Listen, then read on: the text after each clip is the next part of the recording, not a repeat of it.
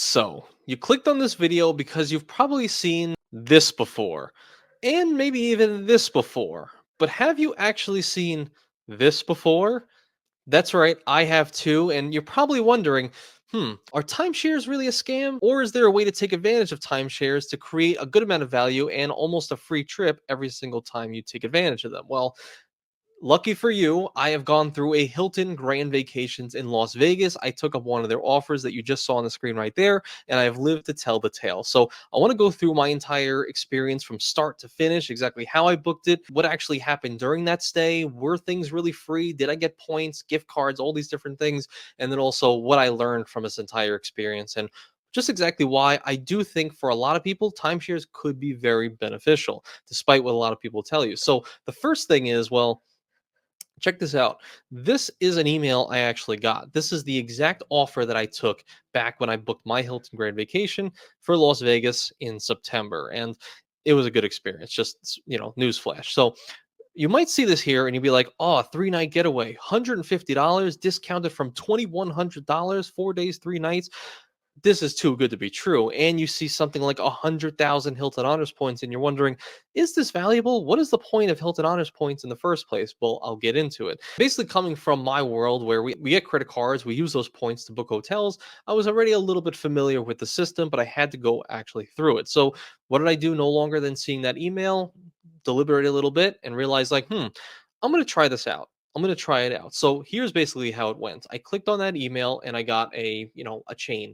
And basically I went onto the website and I input my name, and basically they just asked for, well, your card number. That was the one of the first things you do is you go on there. And what I didn't realize then is you're not necessarily choosing a location, so to speak. And in your offer, you're going to have, one of a few locations that you could actually choose from. In my case, I actually chose this one right here, which is the Hilton Grand Vacations Club on the Las Vegas Strip. And you can see it's got the nice driveway here. It's got the two buildings, both wings, and they look fairly nice, right? The rooms don't seem too crazy. They don't seem too bad. Swim up, bars and stuff like that. So it seems like a really good catch, and it was. It actually was not too bad. So.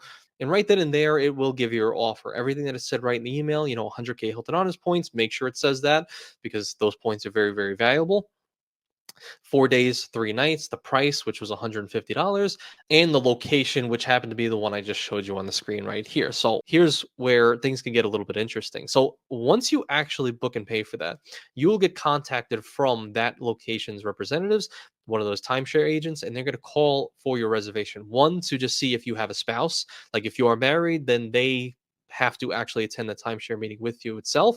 I didn't get married. Fun fact, I got married in Vegas while staying at this timeshare, not in the timeshare, but while staying there. And I had a limo drive up and actually pick us up from that location. So that was pretty cool. But at the time, she wasn't my wife. So she didn't have to actually come to the timeshare meeting. So my friend Calvi and G also booked the same exact timeshare meeting as me. So me and him both went to this meeting. In my estimation, 100,000 Hilton Honors points is about $500 worth of value. So spend 150, can stay in a hotel in Vegas, pretty nice too, and you get $500 worth of travel value. Seems like a no-brainer for me. So, but I knew there was going to be a catch, and there kind of was down the line, but we'll talk about it. So all good and great and grand, and everything was reserved, everything's confirmed, and they do also confirm with you like a week prior as well. And then you finally go to the location, and we flew into Vegas, and we made it to the timeshare, and we, checked in just like any other hotel in the world. And then I once asked them, I was like, how do we do that timeshare? Like, what's the deal with that? And our timeshare meeting happened to be 11 o'clock the following day. And we turned around and said, it's right through those doors. So that day actually comes, 11 o'clock. Me and my good friend Calby go to the timeshare meeting. Basically, in there, some of these things change depending on the property. Sometimes they have sign in sheets. Sometimes you have to talk to someone and they escort you. This property itself had computer monitors to where you could actually like log in and to sign in for your actual timeshare. And remember, if you don't do the timeshare presentation and you don't go to it, you don't attend it, like you think you can't do it, they're not going to give you not only the 100,000 points, but they're also going to charge you the full amount that that hotel would actually be. And in my case, it would have went from the $150 on the timeshare meeting, and if I didn't attend, it would end up being like $700. So I would have had to foot $550 for not attending the timeshare. So that is one of the biggest catches to remember: is if you can't make it or there's an issue, well, if it's out of your control, you have to let them know.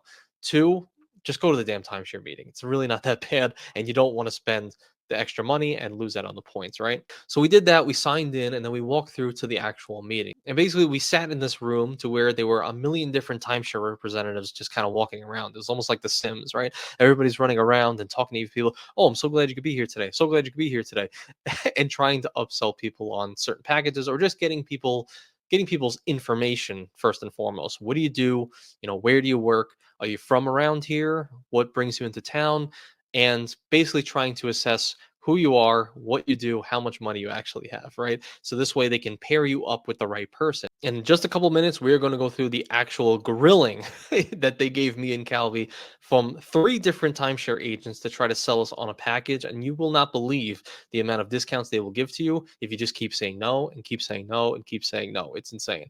So we'll go through it, but they are persistent. So bam, bam, we made it to the timeshare presentation. So we're sitting there, we're looking at a TV screen, and a couple people do some introductions, who they are, and they quickly go into exactly just how valuable they feel Hilton timeshares actually are. And they have their own point system. Like, remember I said earlier, they have 100,000 points and it's worth $500. Well, they don't have that points currency. They have a different type of currency that only the timeshare members have, and they are more valuable than that. So they basically went through like, you can book this place in Mexico, you can go to this place in Hawaii, you go to all these different countries.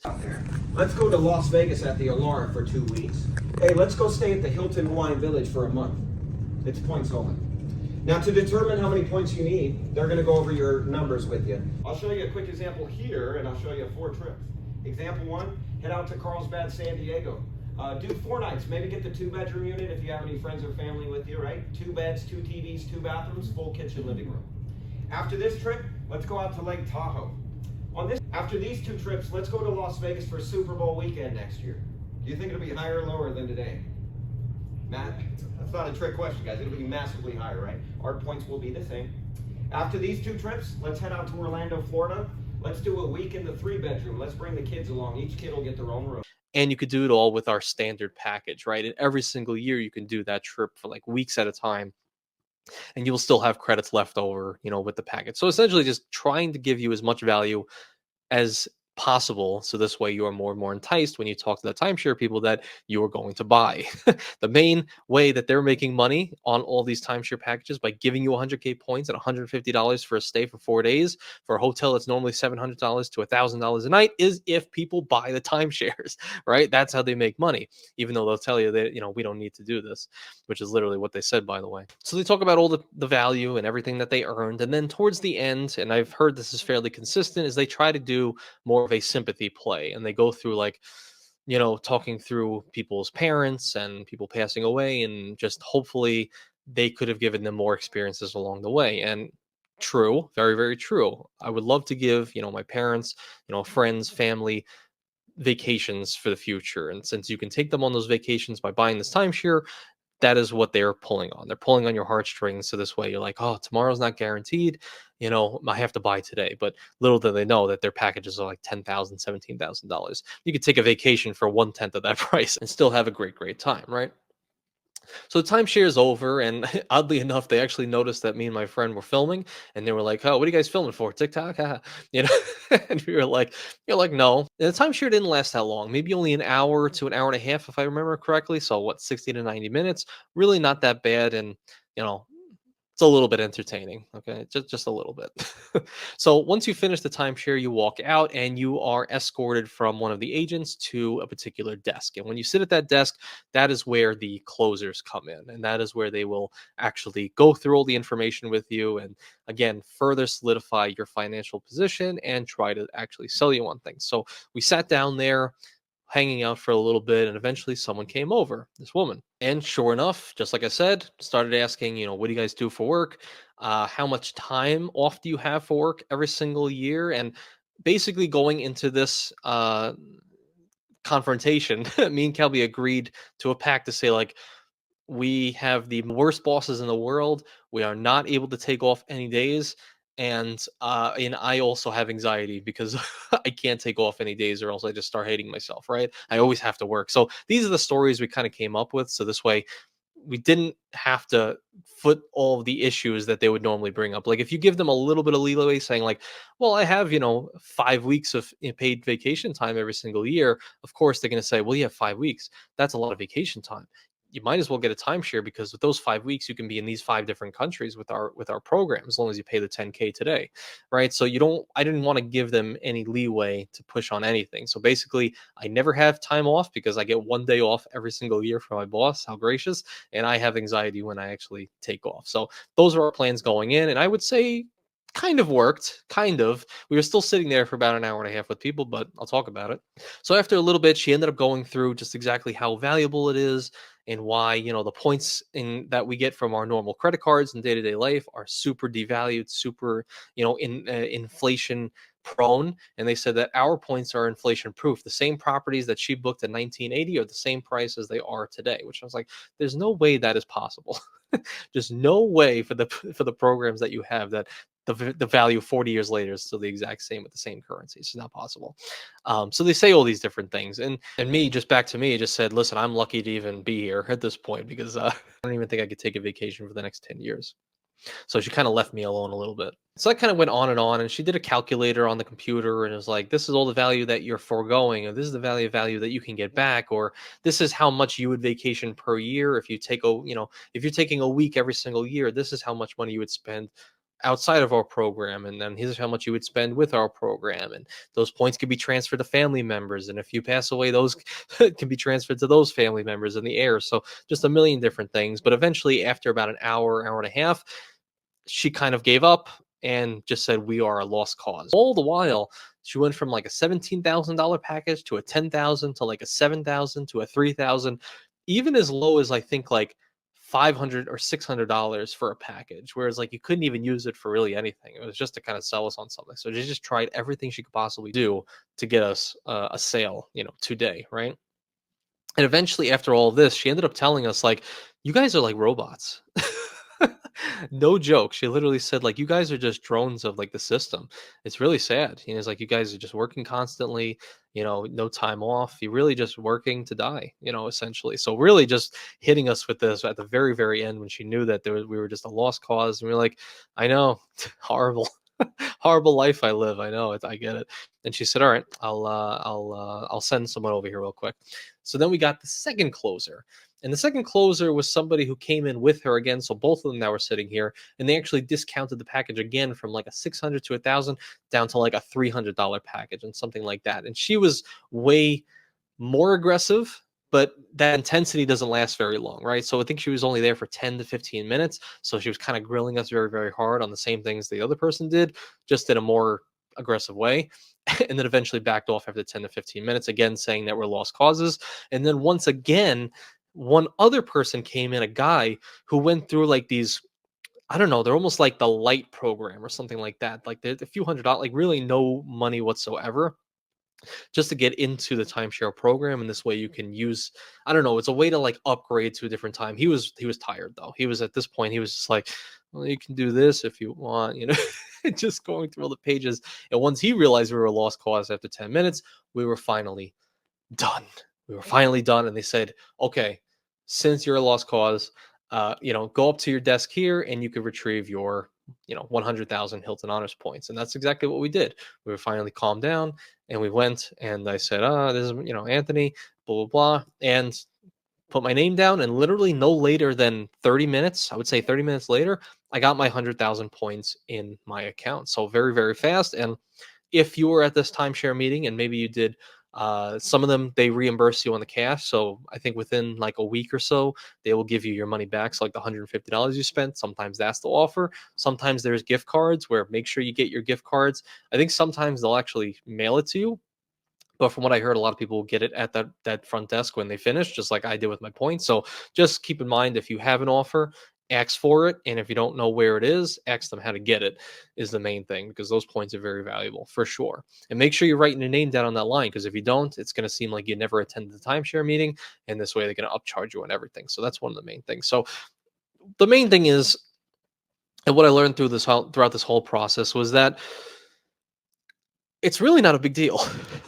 It's really not. You could see our temperament didn't really change. We weren't like overly flustered because we knew what to expect when going into it. So if you're watching this video and you're about to do one, good, because now you know it doesn't really matter what they say. They can't hurt you. They're not going to strong arm you and pull your arm and stuff like that. I mean, they're not going to assault you. All they're going to do is attack you at all different angles on all the different things that you're saying. But if you give nothing, there's nothing to attack. If you make no statements, there's nothing to attack. A lot of the things I found out and learned is that if you he who asks questions rules the conversation. So if you just keep asking like, how often do you travel every single year? You say, not very often. What do you think? How often do you think most people actually, vacation every single year? And they'll give you an answer and use the data off that. But if you never really make a statement, there's nothing to really attack. And that was kind of something that we found out along that way, which was we can't take off. The answer is no. That's just it. Like the bottom line is we can't take off from work. That's our life. How are you going to fight with that? It literally cannot fight with that statement whatsoever. It's just that's my life. And call me a drone, call me a robot. I don't care. I'm getting my points, and I'm having a cheap stay. Right? That's the main thing. If you actually find value in these timeshare presentations, I think there is a world where it actually can make sense. Just going through the numbers and the math, and if you don't care about credit cards, points, and miles, and you just want to pay one fee and be able to vacation a certain amount of times and have that ownership interest, then yeah, I could see a world where sometimes it could make sense. But for the most part, just knowing what I know in the points and miles game, it's like you can do all of that for a fraction of the cost and you don't have to pay out of pocket for all those different things. But I understand a lot of people do find a lot of value in them, just not for me personally. Definitely, if you have a good amount of money, it can make sense. I think it can make sense for a lot of people as well. But the main thing is don't feel fearful. Just go into it. You know the offer, you know what they're going to do. They're just going to ask you if you want to buy something, but there's no right price on the wrong product. So if you just keep saying no, there's nothing they could do to you. Don't feel the pressure to buy something. There's nothing anyone can say to you to make you do something you don't want to do. I get manipulation tactics, I get sales, but just hear from me first. Anthony Venture's telling you, you just say no. And then they go away after an hour and a half. And that's it. And that's it. And if you do find it valuable, think about it too. I wouldn't just buy anything on a short notice. Do some research along the way, see if it's valuable to you, and then when you go into it, sure, go for it. But for the most part, I think don't make a decision on a quick snap judgment and just say no because there's nothing they can actually do to you. And pretty much after that, nothing else happened. We stayed normally, just another couple days.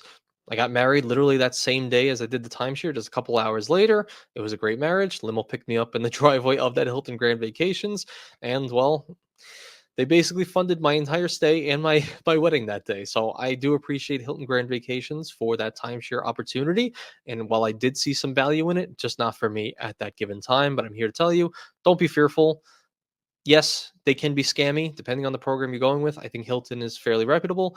And just say no if you don't want it, and you could still reap all the values of this timeshare. So check out Calby's video because he went really in depth on his timeshare video where we both attended this one I just mentioned, and I think you'll get a different perspective because he's a lot more detailed than I am. So check out his video, and as always, check out that video. And if you want to see all the value I got from that Vegas trip, including getting married and everything out of pocket, check out this video here. I think you'll find some value from it. As always, thank you guys so much for being here. I really appreciate every single one of you.